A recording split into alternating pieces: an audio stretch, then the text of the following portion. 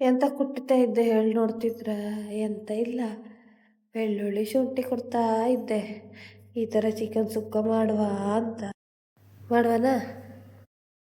ಒಂದು ಅರ್ಧ K G chicken ಇದ್ದರೆ ಸಾಕು. ಈ ಥರ ಚಿಕನ್ನ ಪಟ ಪಟ ಅಂತ ಚಿಕನ್ ಸುಕ್ಕ ಮಾಡಲಿಕ್ಕೆ ಆಗ್ತದೆ. ಒಂದು 4 ಚಮಚ ಎಣ್ಣೆ ಹಾಕಿದರೆ ಸಾಕು, ಎಣ್ಣೆ ಜಾಸ್ತಿ ಬೇಡ. ಆಮೇಲೆ ಸ್ವಲ್ಪ ಎಣ್ಣೆ ಕಾಯಬೇಕು. ಕಾದ್ಮೇಲೆ ಅವಾಗ ಕುಟ್ಟಿದ್ರಲ್ಲ ಶುಂಠಿ ಬೆಳ್ಳುಳ್ಳಿನ, ಅದನ್ನ ಹಾಕಬೇಕು.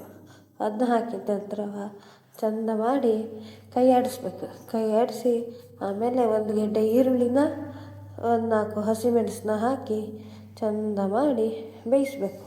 ಬೇಯಿಸೋದು ಎಲ್ಲಿ ಅಂದರೆ ಎಲ್ಲಿ ತನಕ ಅಂದರೆ ಈರುಳ್ಳಿ ಕೆಂಪಾಗೋ ತನಕ ಬೇಯಿಸ್ಬೇಕು. 2 ಚಲೋ ಹಣ್ಣಾಗಿರುವ ಟೊಮೆಟೊನ ಕಟ್ ಮಾಡಿ ಹಾಕಿ ಚಂದ ಮಾಡಿ ಮೆತ್ತಗಾಗೋ ಥರ ಬೇಯಿಸ್ತಾ ಹೋಗಬೇಕು. ಅದಕ್ಕೆ ಒಂದು 3 ಚಮಚ ಗರಂ ಮಸಾಲೆ, ಸ್ವಲ್ಪ ಜೀರಿಗೆ ಪೌಡರು, ಮತ್ತು ಸ್ವಲ್ಪ ಕೊರಿಯಂಡರ್ ಪೌಡರು, ಮತ್ತು ಸ್ವಲ್ಪ ಅರಿಶಿನ ಹಾಕಿ ಎಷ್ಟು ರುಚಿಗೆ ಬೇಕೋ ಅಷ್ಟು ಉಪ್ಪನ್ನು ಹಾಕಿ ಚಂದ ಮಾಡಿ ಫ್ರೈ ಮಾಡ್ಕೋಬೇಕು.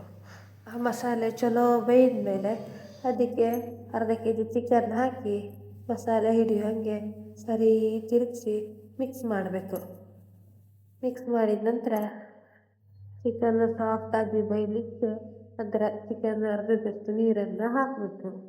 ಹಾಕಿ ನೀರು ಬತ್ತೋ ತನಕ ಚಿಕನ್ನ ಬೇಯಿಸಬೇಕು. ಆಮೇಲೆ ಚಿಕನ್ ಡ್ರೈ ಆಗೋ ತನಕ ಮತ್ತೆ ಬೇಯಿಸಬೇಕು.